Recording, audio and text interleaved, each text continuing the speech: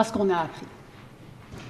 La semaine dernière, on apprenait que des rapports sur les CHSLD dans la première vague avaient été détruits. Ensuite, on nous a dit que les rapports écrits n'avaient pas existé puisqu'ils avaient été faits verbalement. La ministre des Aînés s'est défendue en disant que finalement, il n'y avait pas vraiment eu de rapport, pour aujourd'hui apprendre que les rapports existaient et que les rapports avaient été transmis. Mais il y a une version qu'on n'a pas encore entendue, Monsieur le Président, c'est celle du Premier ministre. Est-ce que oui ou non, il y a eu des rapports sur les CHSLD durant la première vague? Est-ce qu'il en a la possession? Monsieur le Premier ministre. La question est claire. Avec le gros jambon. Monsieur le Président, je veux être très clair, très, très clair. Aucun rapport n'a été détruit.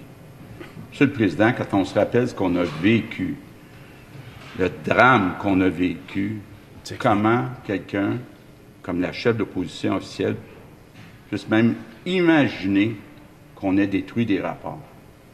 C'est innommable ce que vient de dire la chef de l'opposition officielle.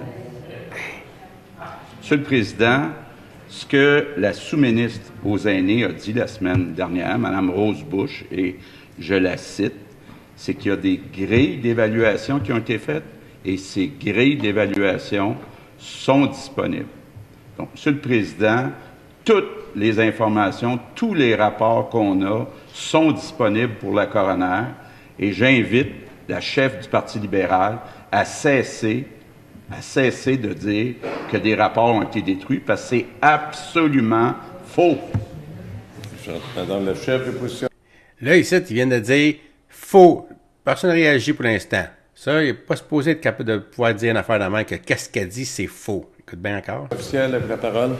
Monsieur le Président, la semaine dernière, on a clairement dit, les propos ont été tenus, que des rapports avaient été écrasés. Les propos ont également été tenus comme quoi il n'y avait finalement pas de rapport, que ça avait été fait verbalement. Si les rapports étaient disponibles de la semaine dernière, pourquoi ils n'ont pas été soumis à ce moment-là, Monsieur le Président?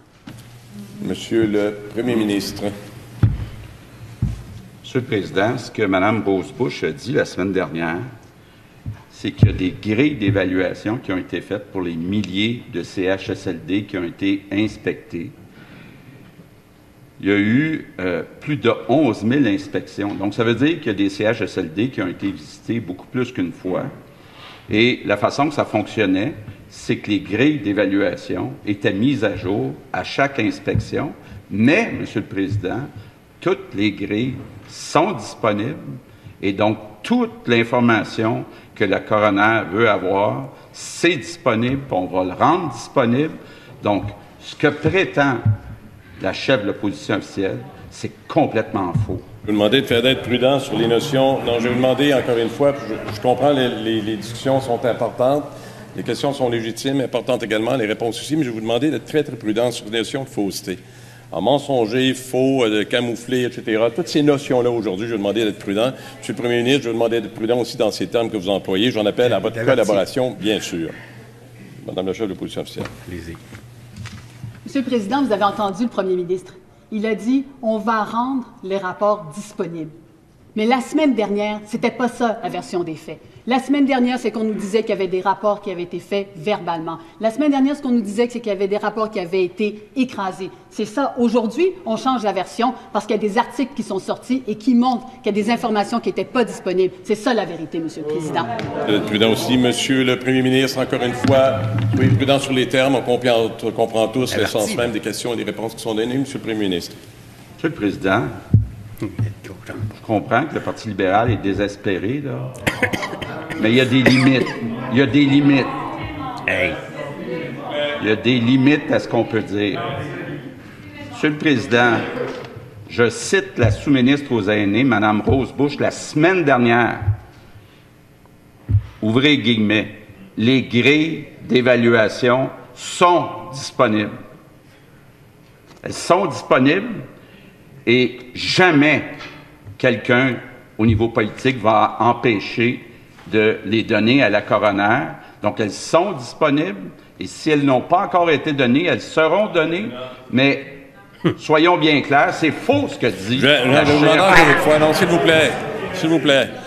S'il vous Je vais vous plaît. demander, Monsieur le Premier ministre, je vais vous demander de retirer ce propos-là. Non, je vais vous demander, puisque vous connaissez, c'est écrit là, je viens de vous le dire en plus, soyons prudents sur les termes, mensonger, faux, fausseté, le reste. Aujourd'hui, là, plus particulièrement, je vais vous demander de retirer ce propos, Monsieur le Premier ministre. Je demande votre collaboration de retirer ce que vous venez de dire. Ben, c'est pas exact, Monsieur le Président. Mais je vais vous demander, Monsieur le Premier ministre, je vais vous demander non, je vais vous demander de retirer, je vais vous demander de retirer ce terme-là, s'il vous plaît. Je suis intervenu tout à l'heure. C'est très clair que je vais vous demander de retirer le terme qui est inscrit au lexique. C'est simplement votre collaboration, qu'on continue de période de questions saine. Monsieur, non, il n'y a pas... Je vous entends. Je vous demande, sur le terme que vous apportez, de retirer ces propos. C'est la demande que je vous fais. Et je vous demande de collaborer à ce chapitre-ci pour qu'on puisse poursuivre correctement notre période de questions.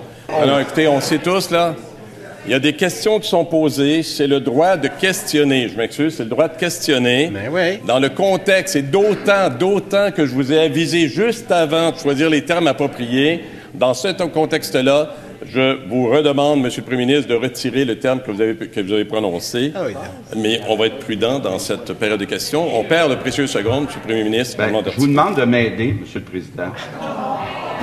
Je vous demande de m'aider. La chef de l'opposition officielle dit que j'ai détruit des documents. Non. Et ce n'est pas exact. Donc, qu'est-ce que je dois dire? Donc, monsieur, écoutez, je ne vais pas faire un débat sur les propos, mais j'ai entendu aussi. J'ai pas entendu ce que l'on prétend. Je m'excuse, j'ai pas la lecture que vous dans les mots qui ont été prononcés. Mais dans nos termes, c'est très précis. Vous le savez tous, et je m'adresse à tout le monde dans ce contexte-là. Elle n'a pas imputé de motif non plus. Mais ce terme-là, Monsieur le Premier ministre, ce terme-là, il est proscrit. Il est écrit, je vais vous demander de le retirer. Et là, on perd de précieuses secondes. Moi, je vais le retirer. Le terme est retiré. Et là, maintenant, je vais vous demander votre sincère collaboration pour qu'on puisse continuer sur des enjeux importants, mais de bonne façon. Il y a moyen de poser des questions, d'avoir des réponses, et que ça se fasse dans les règles que vous connaissez toutes et tous.